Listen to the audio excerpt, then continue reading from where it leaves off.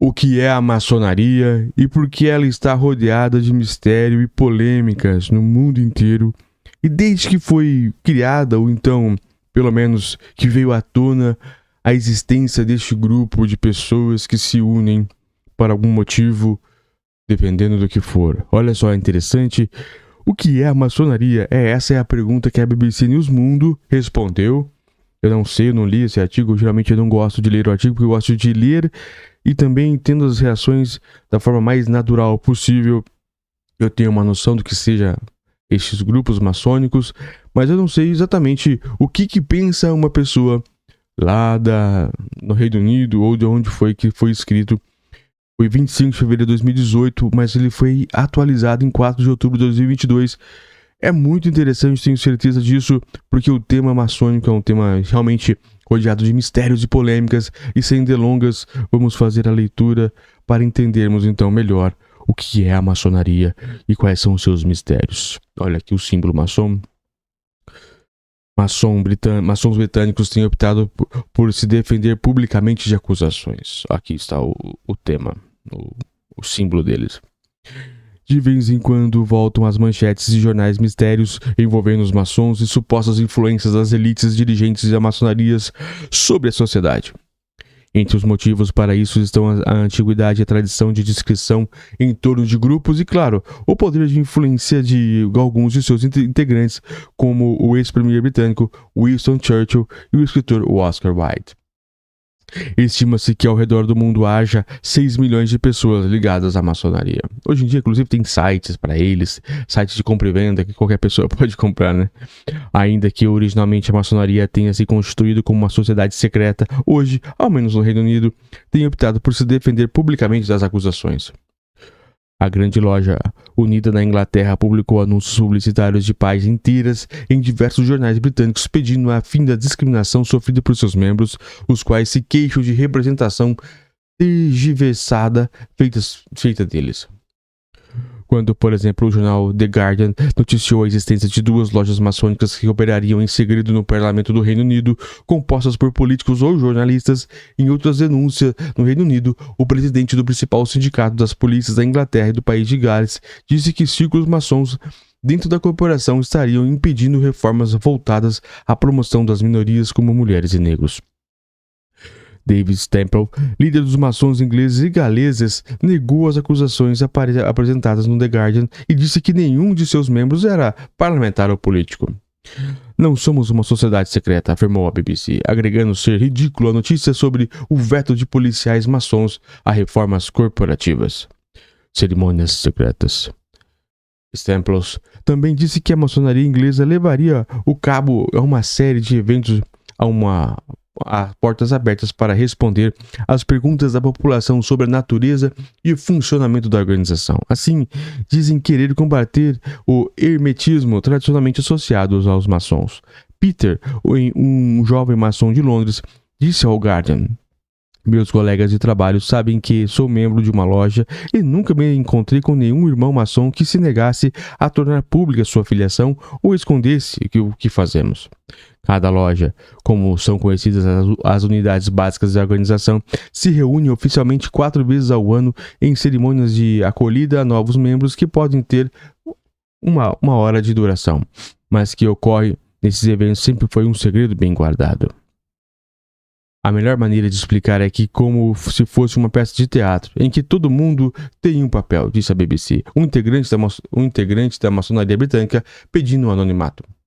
O venerável mestre, um dos mais altos cargos das lojas, é o ator principal, com a maioria das falas. À medida que você vai às cerimônias, tende a aprender as coisas. Há perguntas para as quais precisam aprender as respostas. Mas o que é dito nessas cerimônias nunca é revelado ao redor do mundo. De um lado, as maçonarias não veem com bons olhos o que seus membros discutam política ou religião. De outro, porém, um dos requisitos para entrar nas lojas é historicamente a crença em um poder superior. A tradição maçônica é baseada no Templo de São Salomão, disse a BBC Ana, integrante de uma das poucas lojas maçônicas femininas britânicas. É uma alegoria levemente baseada na religião. Dados sobre os maçons. Estima-se que haja 6 milhões de maçons no mundo. Eles se reúnem em templos que chamam de lojas, em inglês lodge ou alojamento, que é onde antigamente se agrupavam os pedreiros responsáveis pela construção de igrejas e catedrais. As lojas são organizadas por região. Os maçons geralmente usam espécies de avental por conta de seu aparente elo com os antigos pedreiros das catedrais stonemasons, em inglês.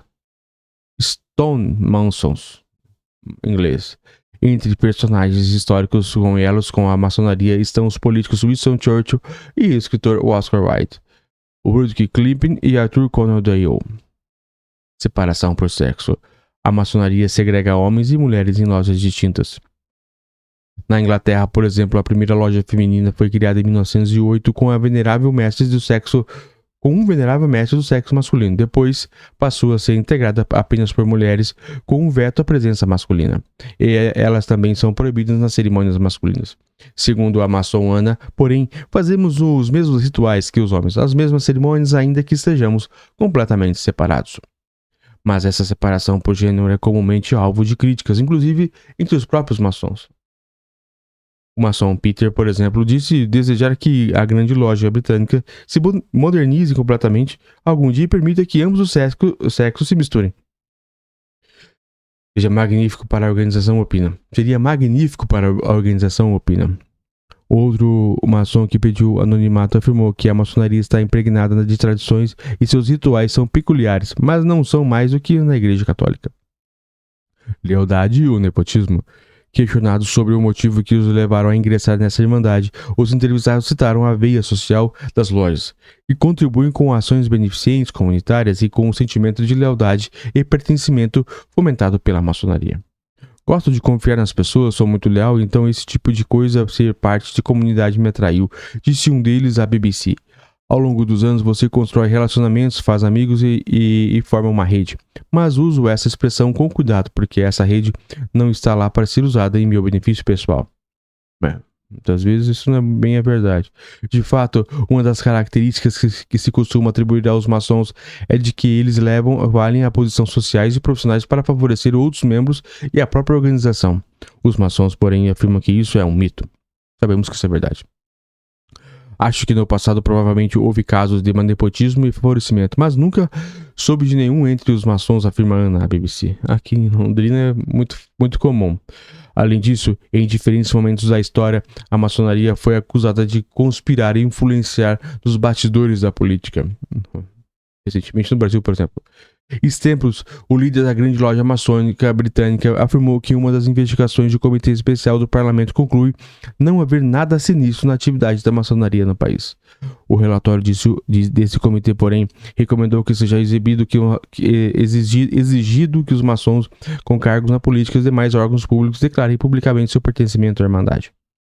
Steve White, que acaba de deixar a presidência do Sindicato Policial Britânico e denunciou o suposto bloqueio de reformas para partes de maçons, opinou em entrevista ao Guardian que o que as pessoas fazem em sua vida privada é assunto delas, mas se torna um problema quando afeta seu trabalho.